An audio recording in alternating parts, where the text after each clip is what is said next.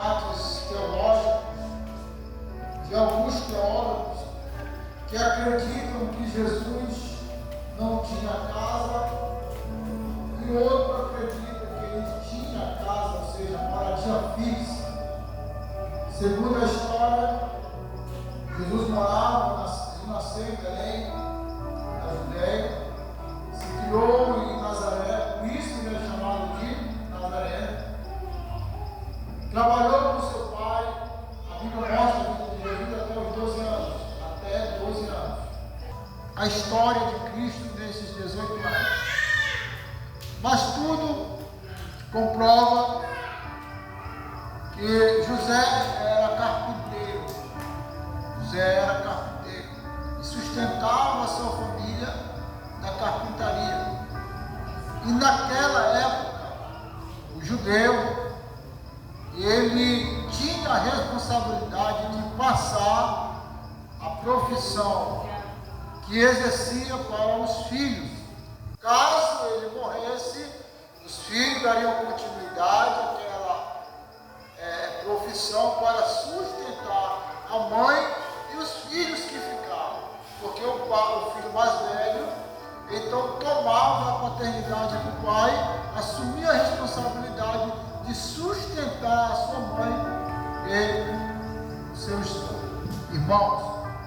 Isto explica o porquê Jesus ressuscitou o filho da viúva de Naim. Era o único filho que ela tinha, ou seja, o único que ia sustentar ela. Porque mulher, naquela época, era difícil ter trabalho como homem. Hoje, claro que é diferente. Mas naquela época, a mulher exclusivamente era doméstica. Tinha apenas, você vê no capítulo 31 de Provérbios, lá as 9 virtudes da mulher. Aí você vê lá a mulher fazendo tapeçaria, você vê lá a mulher juntando lenha, você vê lá a mulher algumas coisas assim. Então, esta explica a situação, o porquê Jesus ressuscitou aquele único filho daquela mulher. E Jesus olhou para aquela mulher, tocou naquele rapaz, ressuscitou e entregou ele de volta a ela. Por quê, irmão? Porque o próprio Deus diz que Ele é o Senhor dos órfãos e das viúvas. Significa dizer que Jesus não deixa ninguém sozinho. Aleluia. Aleluia, meu Deus. Então, no versículo 1, no capítulo 2, ele abre uma discussão. Jesus tinha casa ou não? Não vamos entrar muito nesses detalhes, não relata, a gente não pode dizer com verdade. Tem que falar a palavra de Deus com verdade. Mas a Bíblia diz assim: e soube-se que estava em casa, possivelmente. Jesus morava em Cafarnaum. Saiu da Judéia, da Galileia, e passou a morar em Cafarnaum e ficava à beira do mar. A Bíblia diz que Jesus ele pregava durante todo o dia naquela região ali. Ele era conhecido como Nazareno. Tanto é que alguém pode dizer, porventura pode vir alguma coisa boa de Nazaré. E passou-se o dia todo. Jesus foi para a sua casa. E soube-se que estava em casa. Souberam que Jesus tinha ido lá para a sua casa. E logo a multidão, quando soube, encheu a casa. A casa naquela época geralmente tinha 2 cômodos. Tinha 2 cômodos, geralmente a sala e depois a cozinha, que já emendava ao lugar onde se dormia. E a Bíblia diz que não havia lugar para entrar dentro daquela casa. tinha uma porta. E a Bíblia diz que no versículo 2, parte B, que Jesus fazia algo que tem que fazer parte de um culto, que é anunciar a palavra. Aleluia, glória a Deus. Na parte B do versículo 2, diz: e anunciava-lhes a palavra. Observe bem, naquela época, em Israel, em toda Israel, por mais que antes de Jesus já tinha vindo outros profetas, mas nenhum profeta na Bíblia, diz a Bíblia que não se ouvia antes que alguém pudesse abrir os olhos de um cego. Você vê isso no capítulo 9 de João. Ainda não tinha se visto. Então Jesus fazia coisas que o povo não estava acostumado a ver. E quando tem novidade na praça, geralmente a multidão vai atrás. E o povo estava indo atrás de milagres, porque sempre acontecia milagre. Aonde Jesus chegava, acontecia um milagre.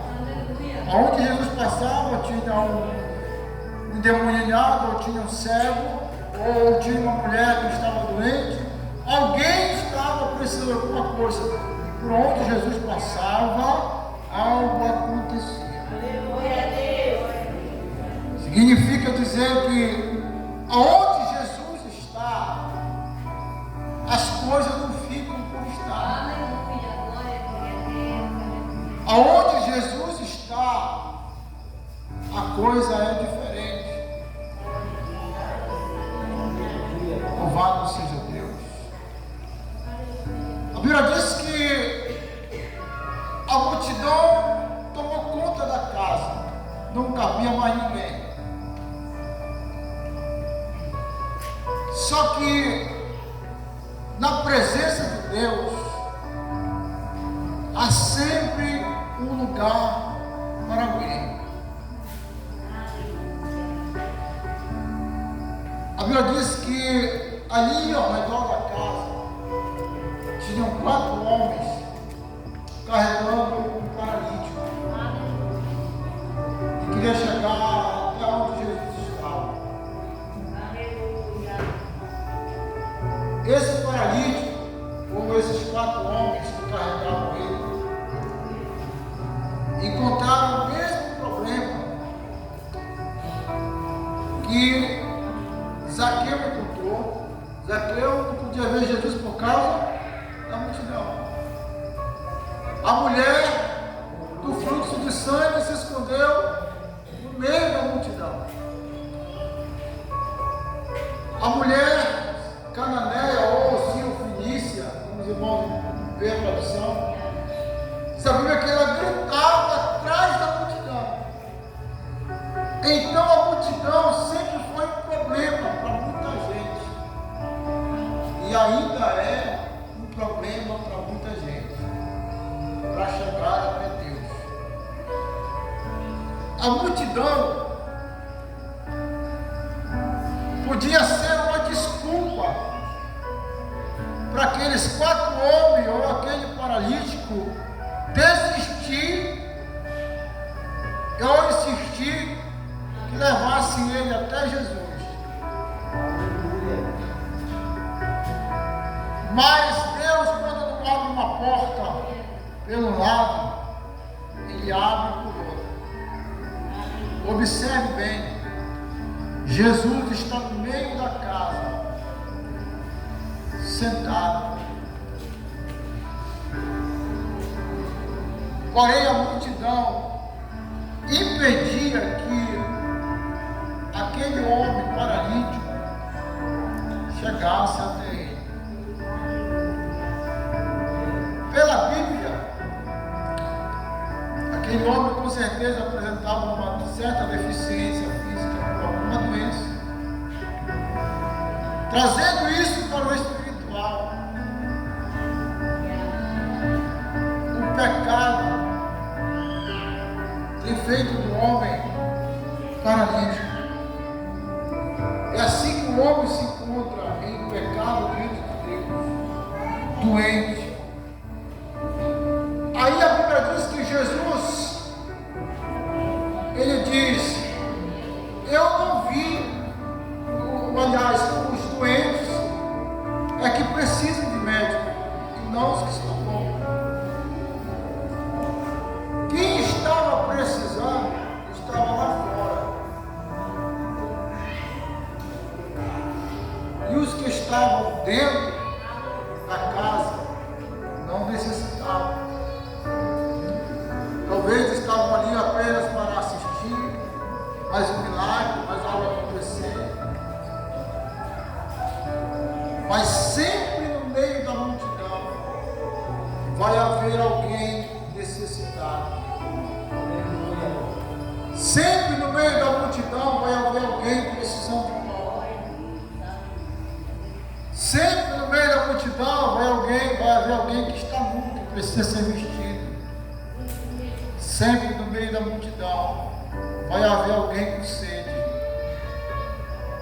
Sempre no meio da multidão vai haver alguém enfermo. Observe bem. Jesus não veio apenas para um tipo, uma qualidade de pessoas. Jesus veio para salvar o homem. Jesus veio para libertar o homem. Independente se ele está dentro ou se ele está lá fora. Mas Jesus veio para salvar. Porque o Evangelho que tem que ser pregado não é o Evangelho misturado como os fariseus pregavam, que traziam e que apresentavam o céu apenas para eles. Os outros não tinham céu, só tinha céu para eles. Mas nós pregamos o Evangelho, que mesmo o pecador, com cigarro de maconha, que foi confrontado pela polícia, desviado da igreja, recebeu um tiro e ele correu ainda com vida, mesmo no momento da sua agonia, e ele se voltar para Deus e se arrepender, quem somos nós para dizer fulano não foi salvo? Quem somos nós para dizer fulano morreu sem Jesus? Porque a Bíblia diz: nada julgueis antes do tempo. Diz a Bíblia que no reino do céu, disse Jesus, as prostitutas assentarão ao redor da mesa no reino do céu. Foi Jesus quem disse isso.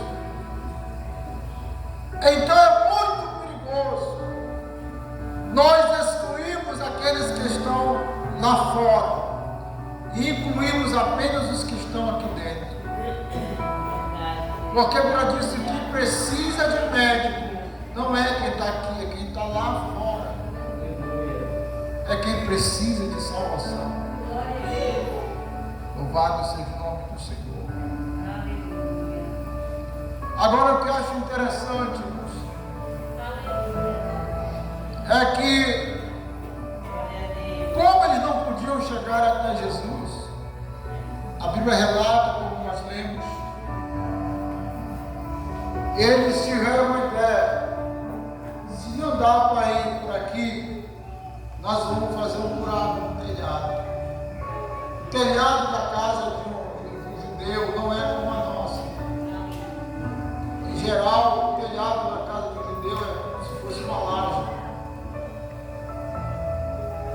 E geralmente coberta com materiais tipo palha, antigamente.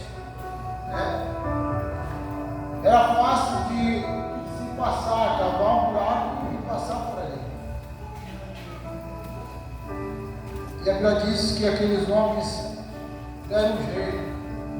Aleluia, meu Deus. Colocaram o paralítico numa corda, se forneceram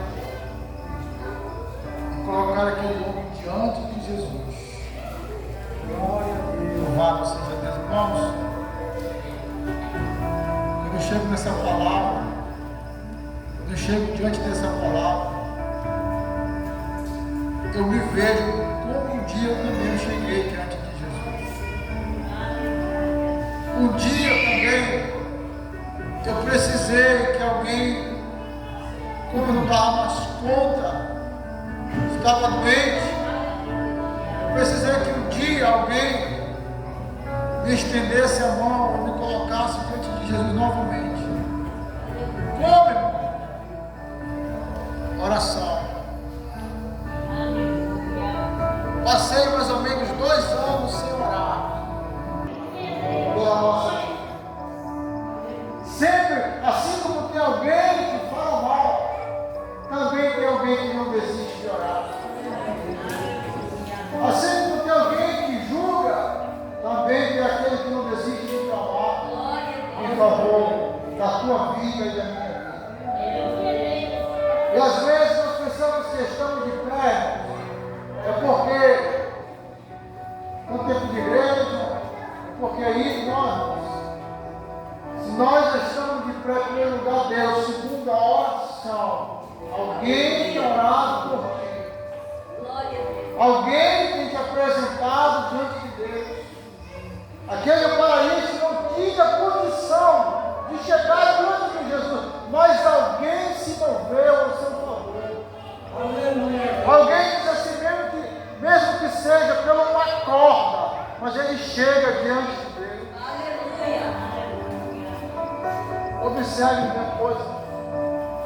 Todos nós precisamos de alguém, principalmente na oração. Louvado seja o nome do Senhor.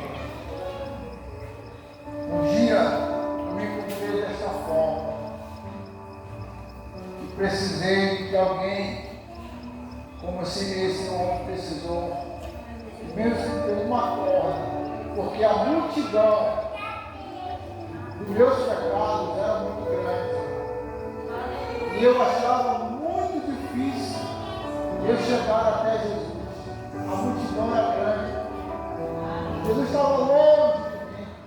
Esse era o meu pensamento. Porque eu achava que meus pecados eram imperdoáveis. Mas alguém deu um jeito de me aproximar dele. Quem é esse alguém? Romanos capítulo 8, verso 27. Diz que o Espírito de Deus, o Espírito do Senhor, ele nos ajuda nas nossas fraquezas. Diz a Bíblia que ele vem com os espremidos diante de Deus, pela minha alma, pela tua alma. Irmãos, Deus é tão amoroso, tão misericordioso. Diz a Bíblia que Deus não quer que ninguém se perca, mas que todos cheguem ao conhecimento da verdade. Jesus não quer condenar ninguém. Esse nunca foi um projeto de Deus. Chegar aqui na terra, como alguns pregam, esse Jesus enraivado. Tem muita gente que prega só Jesus enraivado. Chegar aqui na terra, meter estado em todo mundo, pegar o rico, jogar no inferno, salvar o que está dentro da igreja. Nossa, isso não é evangelho. Não é evangelho. Jesus disse em uma parábola, ele veio buscar, salvar o que se havia perdido. Observe bem isso. Ou você estava perdido, ou você já estava condenado. Aí Jesus não veio para te condenar outra vez, ele veio te salvar. E todas as vezes, quando você pecar diante de Deus, Jesus nunca vai te dizer, sempre vai te dizer, nem eu te condeno.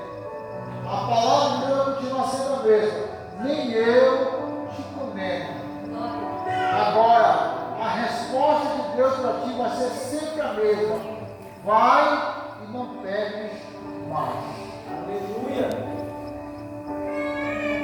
Mas se pecar, irmãos, aí Jesus de novo, nem eu te condeno. Vai e não peca de novo. E isso vai continuar. Porque o reino do céu será tomado à força. O reino do céu não é para quem quer ir. É para quem quer ir. Não é para quem é mais forte. É para quem quer ir. Aleluia, meu Deus. O reino do céu chegar na eternidade com Deus. Porque no momento, quando alguém estiver no meio da casa, um crente morreu, estiver no meio da casa, naquele momento, todas as fraquezas vão ser esquecidas. Tudo que ele cometeu vai ser esquecido. Mas alguém vai se lembrar desse esse que foi um crente. Esse irmão aqui foi crente. Aí se cumpre o que a palavra diz, acabei a carreira. Mas o que foi que você guardou? Não foi dinheiro. Você não guardou dinheiro. Você não guardou casa. Você não guardou, não. Você guardou a fé. Aleluia. Porque no meio da carreira, a gente tropeça. No meio da carreira, a gente se fura. No meio da carreira, a gente briga. A gente faz muita coisa no meio da carreira, no meio da caminhada. Porém, a questão não é tanto a caminhada. A questão é o final dela. É como eu vou chegar lá. Porque sozinho eu e você não damos conta de carregar a cruz. Eu e você não damos conta. Mas sempre tem alguém que nos ajuda a carregar a cruz. Aleluia. Sempre tem alguém que chega ao teu coração e te faz caminhar de novo. Te faz levantar de novo. Se eu perguntar aqui, quantos aqui já tiveram vontade de não vir para a igreja? Não foi hoje, outras vezes. Acredito que todo mundo aqui vai levantar. Quantos aqui tiveram vontade de não ser mais crente um dia? Eu sou o primeiro. Por quê? Porque o Evangelho é maravilhoso, mas como foi dito aqui, para servir a Cristo Jesus aqui na terra, se paga preço. Por quê, irmão? Porque Paulo disse assim: trago no meu corpo as marcas do Evangelho de quem? De Cristo. O Evangelho deixa marcas. O Evangelho não é só maravilhas, não, deixa marcas. Por quê, irmãos? Porque o mundo tem a igreja como história. O mundo tem aqueles que servem a Deus como lixo, certo? Mas eu disse que Deus tomou as coisas loucas deste mundo. Deus pegou aquilo que não era para ser. Aí Jesus disse assim: olha, bem-aventurado são vocês quando disserem todo mal contra vocês, por amor de quem? Do meu? Então quem ama Jesus vai sofrer por amor dele. Quem não. Aleluia. E quando nós sofremos por amor a Cristo, nós devemos ficar tristes ou ficar alegres? Um dia Pedro e João ficaram felizes depois de tomar uma pizza. Tomaram uma surra de Herodes. Chegaram com a costa toda maquiada. Mas vieram alegres. Por quê? Porque se acharam dignos de sofrer por amor a Cristo. Aleluia. Olha só como é o que geralmente, quando alguém apanha por amor do Evangelho, quer logo largar a Cristo. Como se Jesus fosse o culpado. Jesus já levou a nossa culpa. Aleluia. Entenda, irmãos, que o dia está chegando ao final. O tempo está próximo. A igreja está chegando no seu dia. A Bíblia diz que quem é amigo de Deus se constitui inimigo. E ao contrário disso, que é amigo não se constitui inimigo de Deus. E lá no final se verá a diferença, como diz o profeta Malaquias, entre que serve a Deus e aquele que não serve. Então, se você serve a Cristo Jesus, aleluia, louvado seja Deus, vá até o final, vá até o fim. Por quê, irmão? Porque não é o corpo, é a alma. Vemos, o corpo vai envelhecer, mas a alma não envelhece. O espírito volta a Deus, o corpo volta para a terra, mas a alma há de perseverar diante de Deus. Vá até o final. Que um dia você possa dizer, mesmo que dê tempo na hora de partir com Jesus, você venha dizer, acabei a carreira, parei a fé. Mas o que me resta agora é a coroa de glória que Cristo Jesus já preparou. Aleluia. Louvado seja Deus. É isso, irmãos, que me faz ser Deus. Não é pelos cargos que se oferecem na igreja. Porque isso aqui, irmãos, isso aqui já virou negócio. Isso aqui já virou negócio. No geral, aqui virou negócio. O irmão chegou ontem, aceitou Jesus ontem.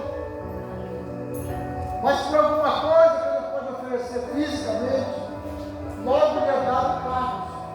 E a Bíblia diz que o neófito não pode assentar aqui. O que é neófito? Não novo na fé. Porque senão a soberba entra e o diabo tenta ele derrubar. Então, onde é o escândalo na igreja? A culpa de muitos aconteceu isso, chama-se esperança. Homens que já não andam mais segundo a visão do Espírito, mas estão cegos pelo dinheiro. Cegos. A ganância entrou no coração e já não é mais, já não estão mais colhendo o leite que a ovelha oferece, mas já estão tirando sangue e estão deixando a ovelha nua. E a Bíblia que diz isso.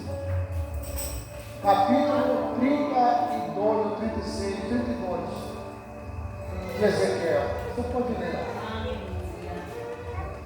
Mas diz a Bíblia, ai dos pastores que maltratam as minhas ovelhas. Existe um ai lá no final. Agora você não tem que olhar para quem está aqui em cima. Não. Paulo diz assim, olha, sejam meus imitadores como eu sou de, você tem que olhar para Cristo. Glória a Deus, aleluia. Você não tem que olhar para Valdomiro, você não tem que olhar para outros, também não. Tudo que você olhar para Jesus, ele é perfeito. Então, se você quiser ser perfeito, só apenas em Cristo. Porque quando você olhar para cá, ou olhar para o homem, você vai cair igual a ele. Aí a Bíblia diz assim, fazei vereda para o homem, com os próprios pés. Glória a Deus. Com isso, irmão, tem que olhar para Jesus. Obedecer a minha liderança, sim. Obedeça. Mas olhar somente para Cristo. Disse Jesus. Olhai para mim e sereis salvos. É a Bíblia que diz. Glória a Deus. Então, querida igreja do Senhor Jesus, nessa noite, você tem que ficar de pé. A palavra, meu Senhor da glória. A tua palavra diz, Senhor, que tu nos sonda e tu nos conheces. Tu conheces o nosso sentar e o nosso levantar. Aleluia. Tu conheces, Senhor, o problema, a dificuldade, as enfermidades de cada um. Não existe nada impossível para o Senhor.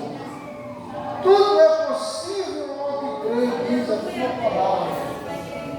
E nós cremos, Senhor, através da tua palavra, que tu és o mesmo Deus de ontem, de hoje e será eternamente. O teu poder não mudou. Aleluia. O mesmo Deus que abriu a margem, o mesmo Deus que curou os cegos, ressuscitou mortos, ainda é o mesmo. Nessa noite, Senhor da glória, repreende toda enfermidade, Senhor, no teu nome nesta noite. Nós queremos, Senhor, ouvir em tua casa testemunhos, meu Senhor. Pai querido Santo, queremos ouvir, Senhor, nesta casa de oração, que tu curas, que tu liberta, que tu salva, que tu transforma. Meu Deus, nessa noite, repreende todo o mal, toda tormenta, Senhor, meu Deus, que pelas madrugadas, meu Senhor, tenta atormentar esta mente, esse pensamento.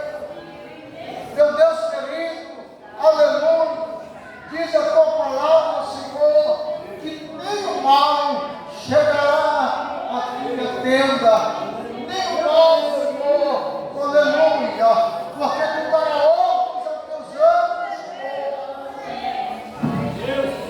para que te guarde de dia e de noite, Senhor da glória, em nome de Jesus, toda perturbação, toda, meu Senhor da glória, e qualquer condição, Senhor. Meus irmãos, boa noite, bom dia e uma boa tarde. E a paz do Senhor. Você que assistiu esse vídeo até o final, não esqueça de compartilhar, de dar o seu like. Nos ajude a alcançar mais pessoas através do seu like. Também não esqueça de ativar o sino de notificações para você não ficar sem assistir nenhum vídeo. Nessa noite dá vitória para a igreja, dá vitória para o povo, meu Senhor da glória. Meu Deus, que venhamos ouvir neste lugar e dizer: o Senhor curou, o Senhor me libertou. Aleluia. Em nome de Jesus, em nome de Jesus, nós nesta noite, Deus, nós declaramos vitória para a tua igreja, declaramos portas abertas à tua igreja, aleluia, em nome do Senhor Jesus. E assim, meu Pai da glória, toma o teu povo em tuas mãos, e no teu nome nós pedimos nessa noite, e nós te agradecemos, em nome de Jesus. Amém e amém.